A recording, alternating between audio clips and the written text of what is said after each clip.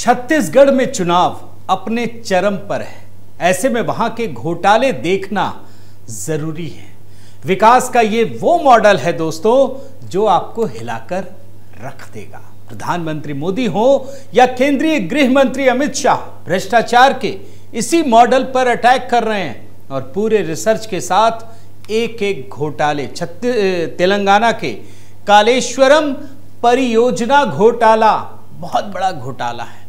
TSPSC paper leak घोटाला, इस घोटाले से युवाओं का भविष्य किस तरीके से खतरे में पड़ गया ये दिखाऊंगा।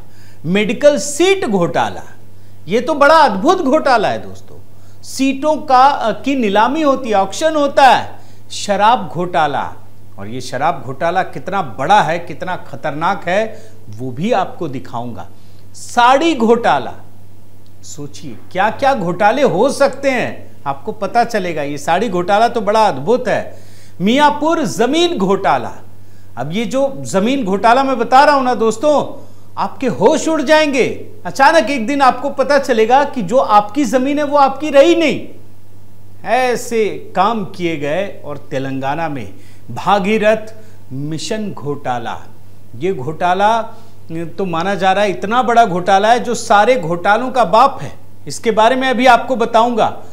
बालू घोटाला, रेत को लेकर तो पूरे देश में चीजें चल रही हैं, कई बार खबरें आती हैं, लेकिन तेलंगाना में तो ये और भी मजेदार है।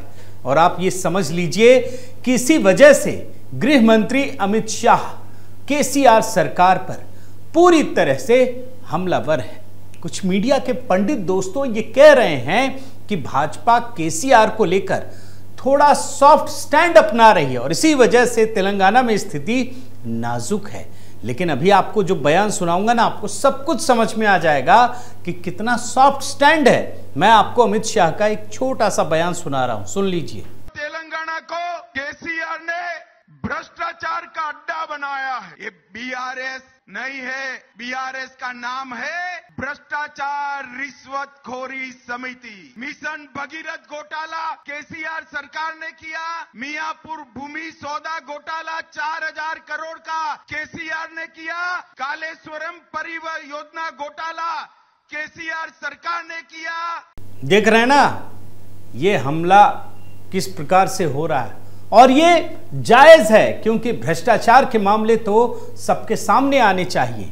और इसी वजह से दोस्तों, जैसे लोग बताते हैं ना कि किस सांसद की, विधायक की कितनी संपत्ति है, तो मैं ये कोशिश कर रहा हूं कि जिस राज्य में चुनाव है वहां भ्रष्टाचार की स्थिति क्या है। और इसी कड़ी में बहुत ही रिसर्च के साथ आज मैं तेलंगाना की स्थिति को डिकोड कर रहा हूं।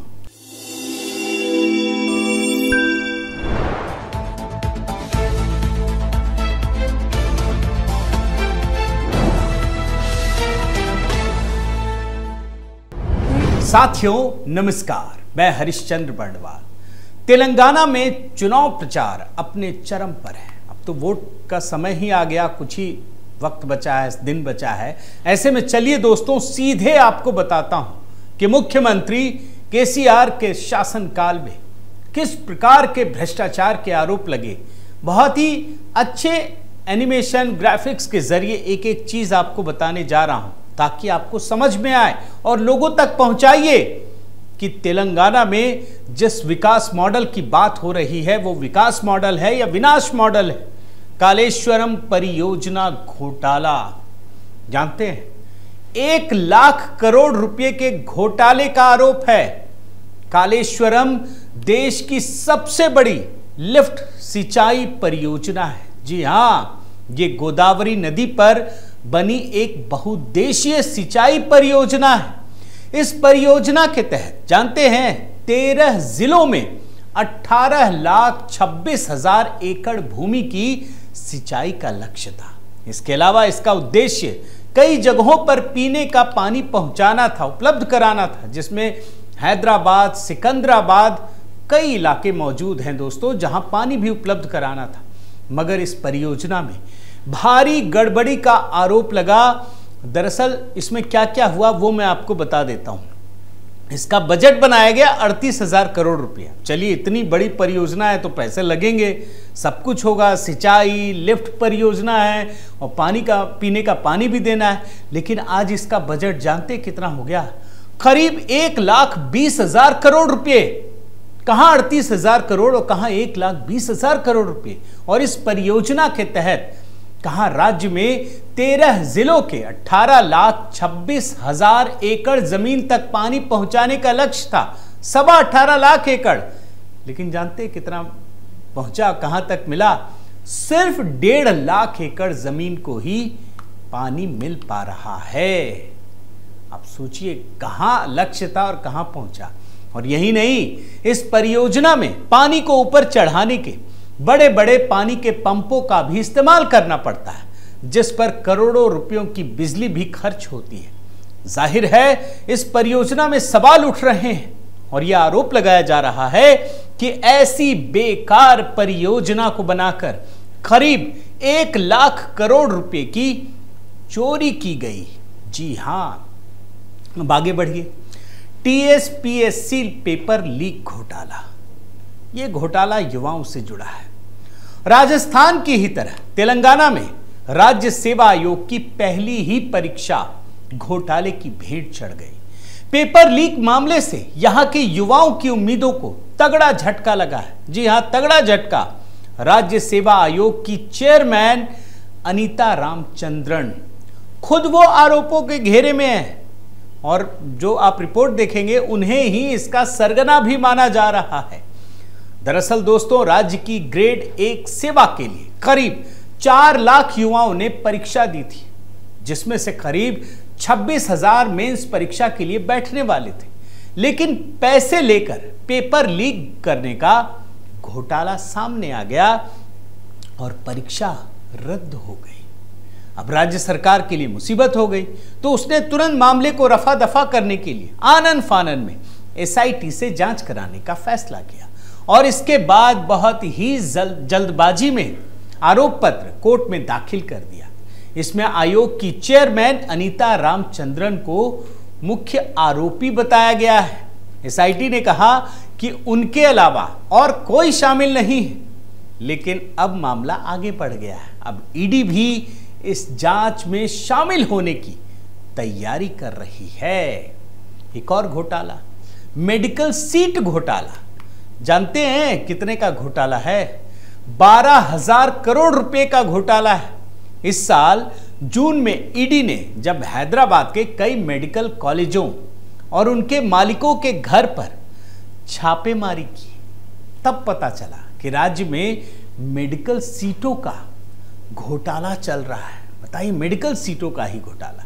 इस घोटाले को लेकर तेलंगाना के लोगों में जबरदस्त गुस्सा है, रोष है दोस्तों। राज्य के रसूखदार लोगों के मेडिकल कॉलेज में सीटों को ब्लॉक करने के लिए, बड़े ध्यान से सुनिए, मनमाने दाम लिए जा रहे हैं। यानी एक तरह से सीटों की नीलामी हो रही थी। आप बताइए कहाँ, मतलब जो आपका टैलेंट है उसका कोई लेना देना नहीं।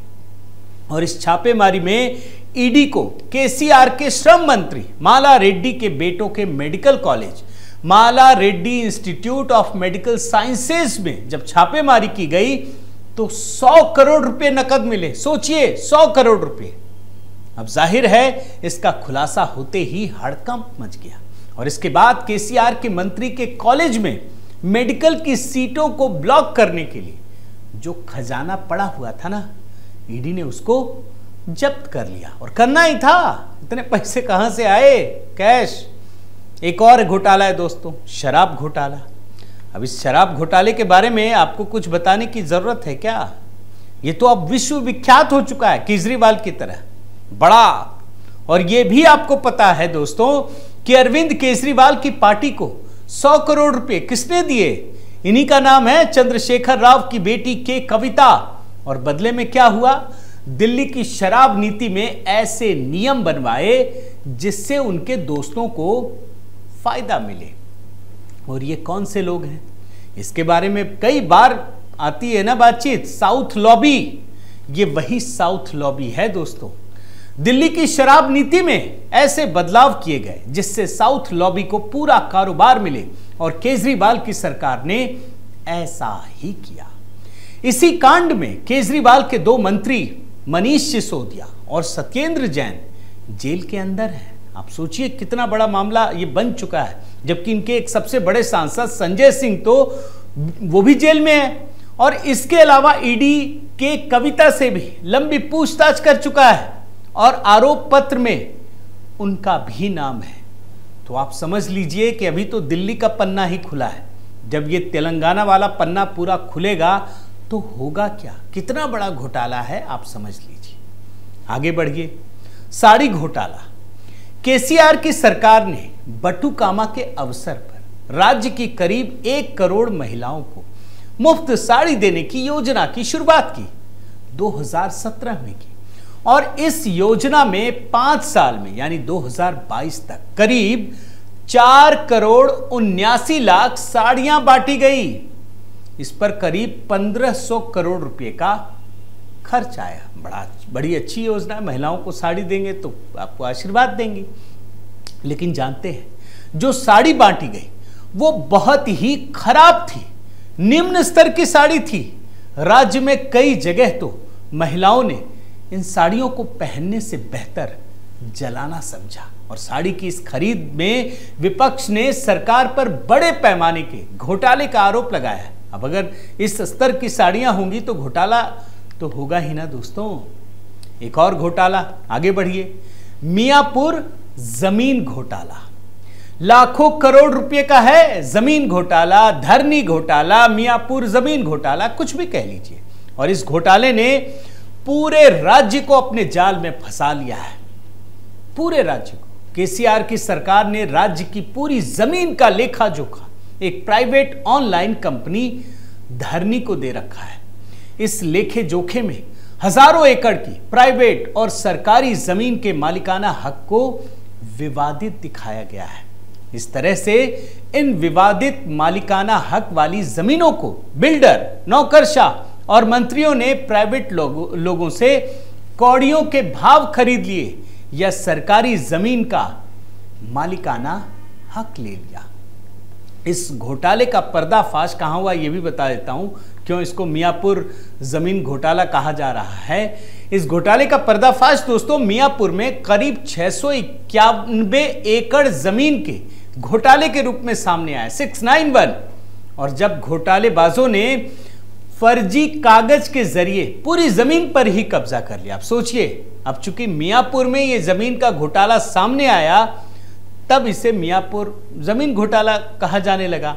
और केसीआर के राज्य में जमीन का ये जो घोटाला है ना, ये ऐसा नहीं कि सिर्फ मियापुर में है, पूरे राज्य को, जी हां पूरे प्रदेश को अपनी चपेट में ले लिया। और मियापुर की तरह ही शमशाबाद में सैकड़ों एकड़ जमीन का घोटाला किया गया, सैकड़ों एकड़। और इस घोटाले से राज्य में जमीन घोटालों के सरदार के रूप में जो आरोपी हैं गोल्डस्टोन प्रसाद का नाम आया। गोल्डस्टोन प्रसाद राज्य में कई तरह के व्यापार और निर्माण के कामों से जुड़ा हुआ उद्योगपति है। विपक्ष का आरोप है कि गोल्डस्टोन प्रसाद को केसीआर की सरकार हर तरह से बचा रही है और आज वो दोस्तों देश से ही फरार हो चुका है। और इसके बाद तो जब ये घोटाले सामने आए, पूरे राज्य के हर जिले से जमीन घोटालों का पर्दाफाश होने लगा। रंगारेड्डी से 1000 करोड़ रुपए का घोटाला सामने आया। आप देखते जाइए कहां कहां से। हैदराबाद से 1500 करोड़ रुपए के जमीन घोटाला का मामला सामने आया। और यही नहीं, हैदराबाद के जमीन घोटाले में टीआरएस के वरिष्ठ नेता और राज्यसभा सांसद के केशव राव के शामिल होने का भी आरोप लगा है। यानी इसकी जद में कई लोग हैं, कोई बच नहीं रहा है। और हैदराबाद के इस जमीन घोटाले में मालिकाना हक का ऐसा गंदा खेल खेला गया कि दुनिया की जानी मानी कंपनियों जैसे गूगल, माइक्रोसॉफ्ट और अन्य देशी कंपनियों को भी जमीन के मालिकाना हक का खतरा पैदा हो गया। आप सोचिए पूरी दुनिया में क्या संदेश जा रहा होगा। आपको बता चुका हूं दोस्तों कि तेलंगाना के मुख्यमंत्री केसीआर की बेटी के कविता का नाम दिल्ली में शराब घोटाले में किस प्रकार से सामने आया है। उन पर गंभीर आरोप लग चुका है।